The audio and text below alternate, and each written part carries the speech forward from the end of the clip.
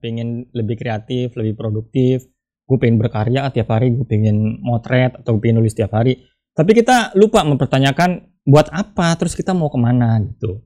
Biasanya kalau nggak tahu tujuan besarnya, akhirnya konsistensinya jadi kurang. Kalau menurut Adler sih kayak gitu. Jadi tindakan kita tuh bukan mekanikal ya, tapi sebetulnya ada kaitannya dengan masa depan kita yang ingin kita capai.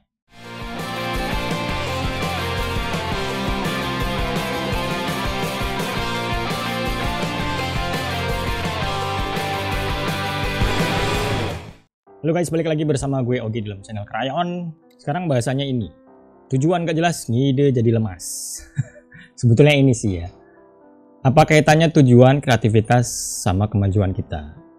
Karena kan kadang-kadang tuh ya, kita ngerasa tuh stuck gitu ya, terus nggak tahu mau kemana, mau ngapain abis ini. Ini sih terutama untuk teman-teman yang udah kerja gitu ya, udah lulus kuliah. Kan nggak jelas tuh hidup tuh, udah hidup di dunia nyata loh, bukan di kampus.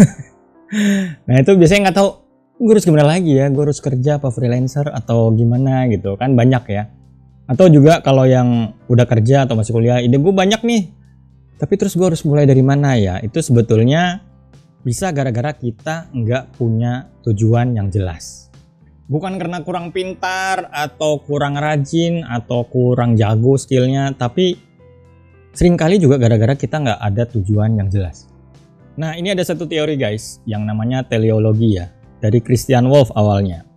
Namanya ya ini tadi gue bilang, teleologi. Telos itu tujuan ya, logos itu pemikiran.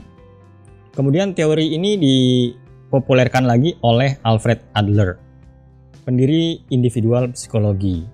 Dan dia ini menerjemahkan teleologi ini sebagai ini ya, tindakan seorang itu ditentukan oleh masa depannya. Jadi sikap kita sekarang ditentukan oleh masa depan kita atau tujuan-tujuan kita. Jadi kalau dari versi teleologi, semua yang kita lakukan itu sebetulnya ada tujuan-tujuan tertentu gitu. Yang kadang juga tersembunyi gitu tujuannya. Atau malah nggak kita sadari. Dan tujuan-tujuan fiktif inilah yang kemudian mendasari dari setiap perbuatan kita di masa sekarang. Kalau menurut teleologi kayak gitu. Misalnya orang berlaku perfeksionis itu bukan gara-gara dia suka tantangan sebetulnya, tapi dia pingin dirinya bernilai di masa depan gitu. Atau orang-orang malas ya, dia nggak bertindak atau nggak serajin orang lain mungkin gara-gara nggak mau dinilai nggak mampu di masa depan, jadi gue mending nggak ngapa-ngapain gitu. Atau nggak mau diomongin macam-macam sama orang di masa depannya, jadi mendingan gue malas-malasan aja supaya nggak ada karya gitu. Nah itu bisa disadari atau enggak sih sebetulnya. Kalau contoh sederhananya sih, kalau orang ada tujuan mau naik haji ya, dia akan nabung, dia akan belajar manasik atau apa misalnya. Atau kalau teman-teman yang masih masa kuliah punya target IPK berapa gitu misalnya kan, 4 misalnya atau 3,8 atau 5. Nah itu ketahuan pas di semester-semester dia menjalaninya kan. Jadi misalnya di semester 2 gue punya target IP gue sekian, jadi gue harus belajar rajin, harus ini. Nah gitu-gitu tuh ya masuk ke teori ini. Bahkan orang-orang yang overthinking sekalipun ya, kadang-kadang tuh kalau pakai teori ini bisa jadi dia pengen mengontrol masa depan gitu. Masa depan pengen dia kontrol, nanti gue harus gini, akhirnya kan gimana, terus cemas gitu. Nah itulah teori dari teleologi. Kan kadang kita sering ya pengen lebih kreatif, lebih produktif, gue pengen berkarya tiap hari, gue pengen motret atau pengen nulis tiap hari. Tapi kita lupa mempertanyakan buat apa, terus kita mau kemana gitu. Biasanya kalau nggak tahu tujuan besarnya, akhirnya konsistensinya jadi kurang. Kalau menurut Adler sih kayak gitu. Jadi tindakan kita tuh bukan mekanikal ya, tapi sebetulnya ada kaitannya dengan masa depan kita yang ingin kita capai. Jadi coba perhatiin teman-teman deh, kalau yang punya tujuan gitu ya, biasanya pikiran kita juga akan secara kreatif mencari cara gitu. Selalu mencari cara untuk itu tercapai. Kan beda sama teman-teman yang nggak punya tujuan gitu ya, nggak tahu arah. Ya mau kemana nih, akhirnya going with the flow aja. Terus ya bisa gampang terdistraksi ya, lagi ngerjain fokus yang ini diajak yang lain, ikut gue yang ini yuk, ayo ikut yang ini yuk. Ini akhirnya nggak ada yang kelar gitu, karena tujuan besarnya nggak ada. Ya kurang lebih kayak gitulah ya. Jadi kaitannya dengan kreativitas, human beings create their own personalities. Jadi kalau di Adler tuh ada teori namanya creative self ya. Jadi dia bilang kalau manusia itu bisa mendesain secara kreatif hidupnya sendiri, atau kalau mau lebih spesifik personalitasnya atau habit-habit atau kebiasaan-kebiasaan yang dibangunnya. Jadi ada konsep creative self yang bunyinya kayak gitu sih. Jadi kita ditentukan oleh tujuan-tujuan kita di masa depan. Kalau nggak menyadari itu ya biasanya orang jadi nggak punya planning, nggak punya rencana, dan ujung-ujungnya bisa hidup tanpa tahu makna hidupnya tuh untuk apa. Dan salah satu yang penting sih gampang terdistraksi emang. Kalau teman-teman gampang terdistraksi oleh short, konten receh gitu ya, itu bisa jadi gara-gara nggak punya tujuan sih sebetulnya. Tujuan besarnya apa sih?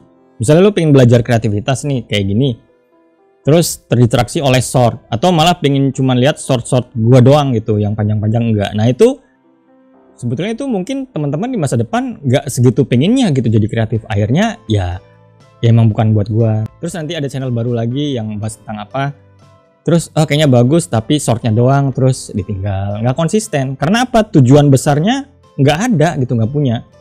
Padahal kan belajar dari short doang itu mustahil, nggak mungkin lo jadi pinter gara-gara belajar short doang, harus ada yang dalam juga gitu ya. Nah kalau analoginya sebetulnya kayak gini ya, jadi misalnya ini ada peta dunia ya, terus kalau kita nggak punya tujuan gitu ya, lu mau ngapain di sini gitu, mau kemana gitu, jalan juga nggak jelas, mau ke padang pasir kayak, mau ke hutan, mau ke danau muter-muter, itu kan nggak ada tujuannya gitu, nggak jelas. Beda kalau kita menetapkan sebuah tujuan, ya nggak sih? Udah jelas gue mau ke situ gitu, soalnya di situ ada rumah nyokap gue misalnya, atau ada harta karun yang pengen gue kejar di situ, atau pengen gue tahu di situ. Nah kreativitas itu adalah kemampuan untuk bikin jalan menuju goal tersebut, walaupun mentok dia bisa cari jalan lain.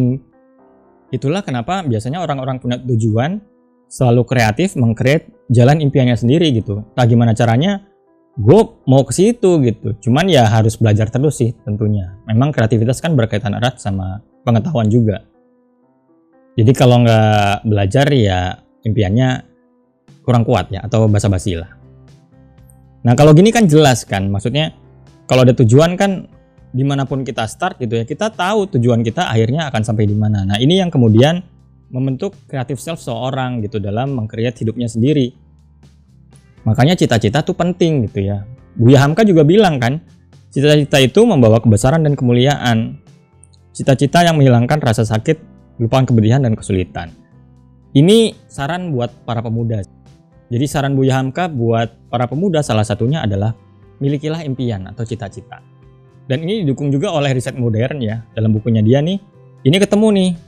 Hasil studinya menemukan bahwa orang-orang paling kreatif biasanya yang punya visi personal yang kuat dan tahu pingin menjadi apa. Jadi dia udah ngelihat gambaran di masa depannya akan menjadi seperti apa, dan dia akan mencari jalan ke situ atau membentuk dirinya supaya tujuan di masa depan itu tercapai. Kalau mau bicara spiritual, mungkin kalau teman-teman tahu law of attraction atau afirmasi, bisa jadi masa depan itu ya yang menarik kita ke sana gitu loh. Jadi udah ada tujuan, ya saking kuatnya kita memikirkan itu, ya kita ketarik ke arah situ.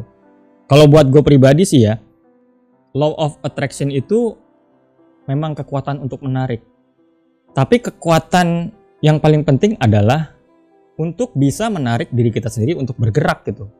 Kalau kita cuma ngelamun doang masa depan, tapi nggak tertarik untuk melakukan sesuatu atau menarik diri kita untuk ke situ gitu, ya nggak akan kecapai itu law of attraction gitu. Makanya harus balance gitu, harus tahu bahwa kuatnya impian itu bisa menarik seorang untuk menggapai itu, menggapai tujuannya secara kreatif tentunya ya. Dan kalau orang-orang punya impian juga secara studi juga dinyatakan bahwa dia jadi lebih tahu gitu bahwa gue melakukan ini untuk apa. Jadi melakukan kesehariannya tuh bukan sekedar melakukan, tapi ada maknanya. Makanya disebutnya kita human being, bukan human doing ya. Dalam bahasa Inggris kan ada ya. We are human being, kita dalam perjalanan menjadi, bukan human doing, cuman orang yang melakukan sesuatu aja tiap hari, tapi nggak membentuk diri kita menjadi seperti apa. Nah secara filosofis sih kayak gitu. Jadi memang punya tujuan tuh sangat berkaitan dengan creative self gitu ya. Jadi kalau pakai teori Adler tadi, memang manusia itu arsitek dari kehidupannya dia sendiri. Makanya kalau gue perhatiin teman-teman gue juga yang punya impian sih biasanya lebih fokus gitu ya, lebih gampang nggak kena distraksi. Apalagi kalau yang impiannya gede banget gitu, bermakna, itu biasanya digoyang juga susah gitu ya. Lu setel musik dangdut apa juga dia nggak goyang. Oh bukan itu ya. Ya poinnya itulah. We are human being gitu. Kita manusia akan menjadi sesuatu, bukan sekedar melakukan sesuatu tiap hari tanpa arti. Oke, kurang lebih gitu guys. Untuk video kali ini semoga bisa bermanfaat. Terima kasih. Wassalamualaikum. Bye.